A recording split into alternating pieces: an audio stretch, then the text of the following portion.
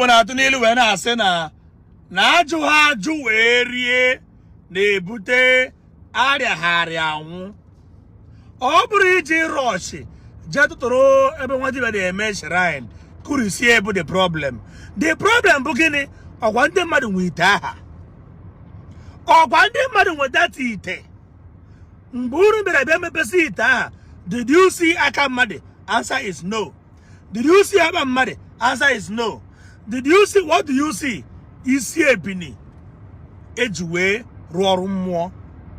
Etu ahụ isi were anointing oil, were mmiri wee believe na mmiri nsọ ya agwọ ọya. Olive oil ya agwọ ọya. This and that ya agwọ ọya.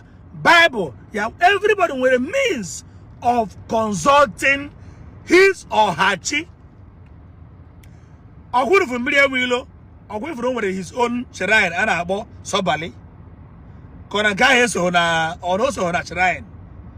All believe in a Sobali or not. Somebody like me might not believe in that Sobali, and if I don't believe in that Sobali, it will not work for me because my belief is not there. Now, Ebruno Kita and Dakulisi. Before that could Okita, Emakono Madam was Okita. You would have called Akwa Okuko Tiwaraki or call Eke and then they practice. This Okita of 18.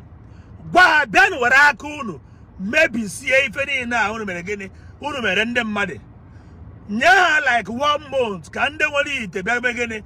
They are Brucia eat. Now, as you destroy all those shrine and okite, did you ask question about the owners of those ite? Don't you know that as you destroy those okite, you are indirectly multiplying mad people in Anambra State? You are indirectly multiplying so many ndamurumri in Anambra State because as you destroy ite da mmadụ ọrụ, nwere ihe ọ na-arụ ọrụ, enwere ndị mere awele ite dị ebe a because every ite abụrụ oke ite. O nwere ọrụ na-arụ ba ya awele, eburu isi ebiri tii n'ime ite, were kai na mmanya na ose ọjị na gịnị na akwụkwọ na akwụkwọ wujuo na o nwere ndị mere awele. Ndị niile ije jekọrọ ite ha kurisie. Did you ask question or did you provide a psychiatric place ha ga-anọ because there are gonna be a lot of mad people because the owner of the ite, the native doctor who prepares that ite, abro the one that destroy the ite. As Odinogo, when the time of Odinogo, onye mere ife ga-eji aka emebisie ife o mere. Ponda abịa bịa buru ite unu, onye ọbụla eburu ite laa ya dị. You destroy ite ndị mmadụ. Kudos to you. God bless you. Fine and good. This ọchịchị a na-achị, power if na eji, were ga-ejigide la forever and ever. Iji eke ga-eji, a governor today will later become ex-governor. Malami, who happened to be the Attorney General of the Federation, na-aza ụgbọ with EFCC and the prison and the court. El-Rufai, who happened to be ex-governor of Kaduna State, na-aza n'aka ndị EFCC. Everybody with a power today, and if you misuse that power, where you will come, remember you can never be a governor for life. Na me to come, and be rest assured that na enyo cha kwage after ke chichara ochichi ika ejekwa ngakwa.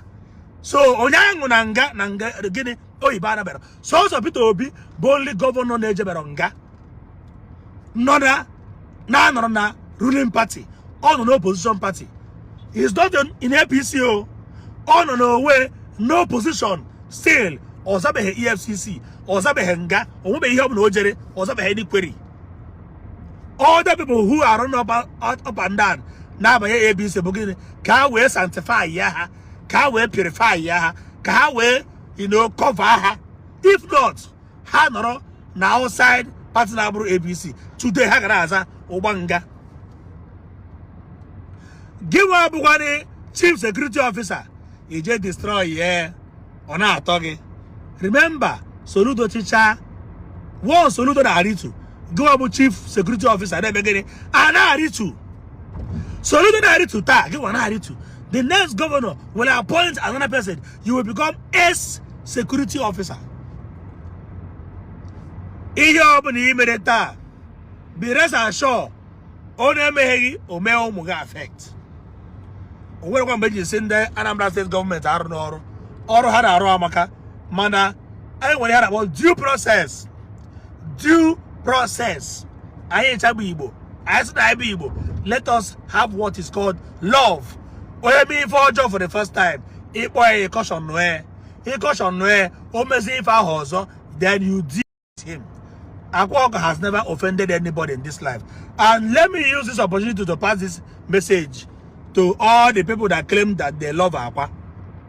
Akwa, I'm going to sentence 11 months. Where are those people in Akwa Okuko New Gate? Special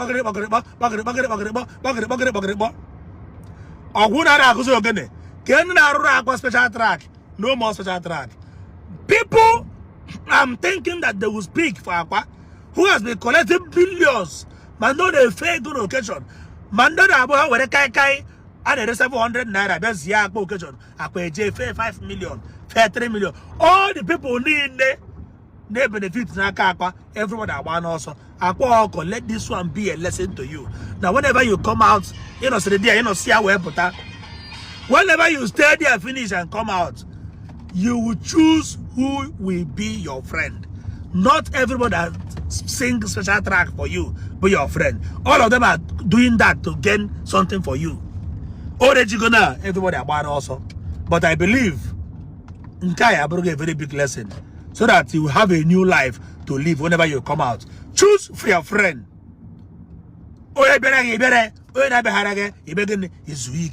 Thank you.